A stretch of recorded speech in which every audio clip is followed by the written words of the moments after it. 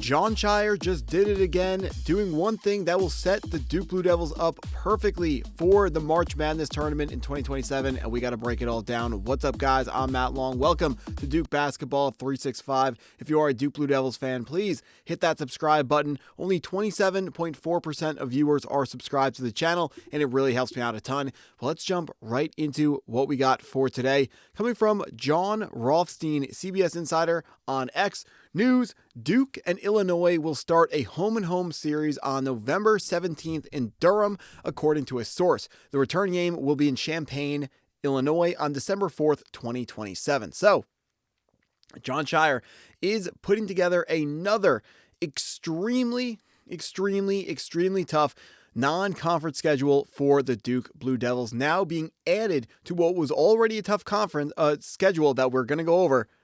Jon Scheyer adds a Final Four team from 2026 to our schedule next year. Brad Underwood has been building something special in Illinois, and that team is on the up and up. This is a squad that we have to worry about. This is immediately becomes a very challenging game for the Duke Blue Devils. I'm glad it is at home because you may remember John Blackwell's transfer decision for a lot of the time that it was, when he was out there in the portal but not committed. It sounded like the two finalists for his commitment were Illinois and the Duke Blue Devils. So you would imagine if we went to Champaign, Illinois this year, there could be some bad blood from the crowd being, shown his way. Fortunately, the first game is going to be at Duke, and then Blackwell will not be on the team for 2027, where we will be returning to play the away portion of this home and home. This graphic comes from On3. They put out their way too early 2026 college basketball rankings, ranking the Fighting Illini at 8 in the country. Very strong team. They return some top guys like Jake Davis. Jake Davis is the white guy with the long curly hair, if you remember watching March Madness.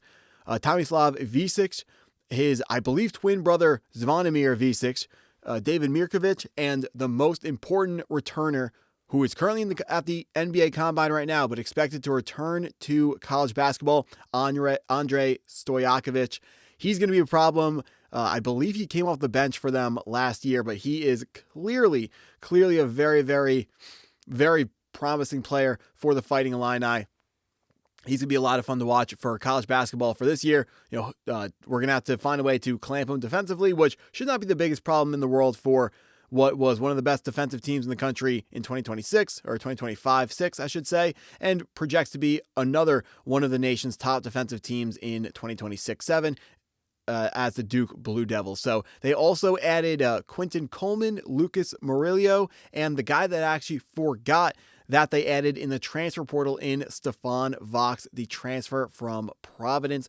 Vox is a power forward / small forward. He is another guy that we are going to have to worry about. Now, this team was tremendous in 2025-6 at the end, right before the March Madness tournament started. According to our predictive analytics, our KenPom ratings, which led us to another highly successful March Madness bracket, they were actually graded out as the 4th best team in the country by the end of it. Going into the bracket, they were the 6th best team in the country.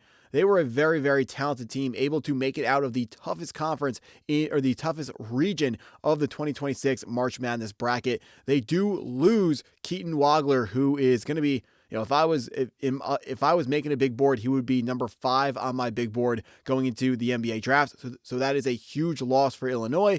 They're going to have to find a way to retool, but they had a pretty good transfer portal, pretty good recruiting, and I have no doubt that Illinois will be maybe not as good as they were last year, but they're going to be a very challenging test, which is exactly the strategy of the non-conference schedule for Jon Scheyer. As we can see here, there are some other very tough non-conference games that Jon Scheyer has put on the schedule for the Blue Devils, which is by design. The goal of Jon Scheyer, he wants to have a very challenging non-conference schedule. So, in theory, when the games matter for the ACC tournament, the team has already been through the toughest part of our schedule, and we are ready to play what projects to be an easier ACC schedule. Also, you want to be have all the, just make your normal schedule as tough as it can be. So when March Madness comes, your eyes aren't getting wide.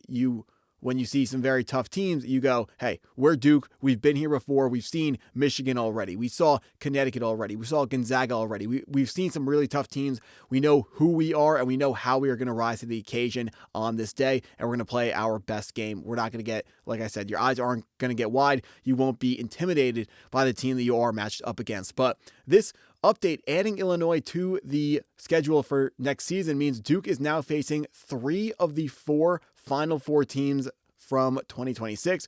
That is UConn, Michigan, and now Illinois. That's really tough to deal with, but the tough games don't even stop there. We get a matchup with Gonzaga, which I'm very excited for. I was corrected when this came out. I questioned, was this the first time we've seen Gonzaga since the the Zion Williamson, RJ Barrett versus Rui Hachimura game at one of the classics, a Maui Invitational back in 2018 or 2019, but I was corrected in the comments, and people said Paulo Banchero faced off against Chet Holmgren, and now that, as soon as people said that, I remember that game. That was a very, very interesting game.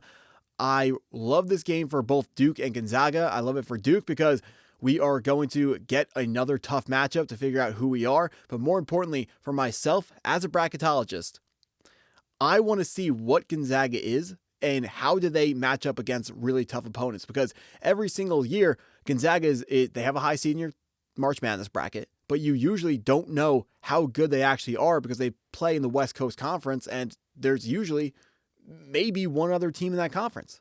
Last year, Santa Clara, pretty good, as well as St. Mary's, but it really feels like their whole schedule is usually fraudulent. Last year, they played essentially nobody outside of their conference, which was Santa Clara, and the other team that I just mentioned that's already out of my head is St. Mary's. But they played Michigan, they got blown out. So that's going to give us an opportunity to see what Gonzaga actually is next season. But there are more games on our non-conference schedule. We're not even done with these 4 super tough matchups. We are also going to be seeing very early on in the season the Michigan State Spartans, meaning Duke will see both Michigan and Michigan State. Tom Izzo always has his guys ready to play. It's always a talented roster. There's not much to say about Michigan State. They're a blue blood. They're always tough. Tom Izzo always has his guys ready to play. We respect them. They respect us. Should be an amazing game. However, so that is 5 very tough matchups. There is another tough matchup for Duke in the form of the SEC-ACC Challenge. Now, we don't know who our matchup is going to be yet, but it seems to me that they want to essentially seed it. They want to rank the ACC, rank the SEC, and they want to put the number 1 team from each conference up against each other, and then 1 versus 1, 2 versus 2, and then all the way down. Now, that would mean Duke would play against Florida in the ACC-SEC Challenge, which I am excited for. I'm here for it. Rematch from last year. I'm not sure if they do it where they don't want rematches from last year. If that was the case, then I'm actually probably more excited to see Arkansas in the ACC-SEC Challenge. But if we're going to see Florida, that projects to be an amazing game as well. Last season, Florida versus Duke at Cameron Indoor was the most expensive ticket price across all of college basketball. This year, it projects right now to be a 1 versus 2 matchup. Florida remains an elite team, ranked number 1 in On3's way too early 2026 rankings. We can see here they're returning Isaiah Brown, Ruben Chinyelu, Alex Condon, Boogie Fland, Thomas Hawk, and Urban Klavzar. Those guys are all really, really good. I was shocked that they retained Houch. I thought he was going to be going in the draft. He was going to be drafted somewhere 10 through 18, guaranteed first-round pick.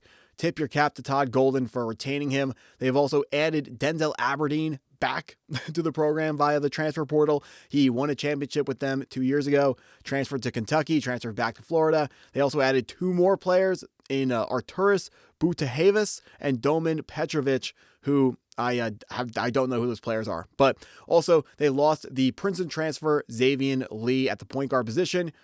Denzel Aberdeen will replace him.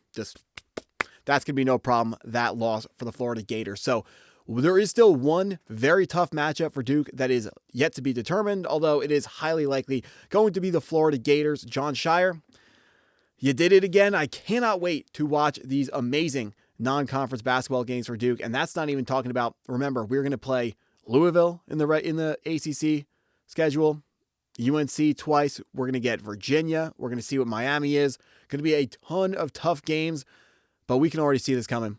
Duke is going to be favored in every single one of those games. Just got to go out, perform, win them, find a way to make it happen. That's what I got for this video. If you stuck around this long, I appreciate you taking the time to watch the video all the way through. Please hit that like button if you haven't already. Hit the subscribe button if you're new to the channel, and go Duke.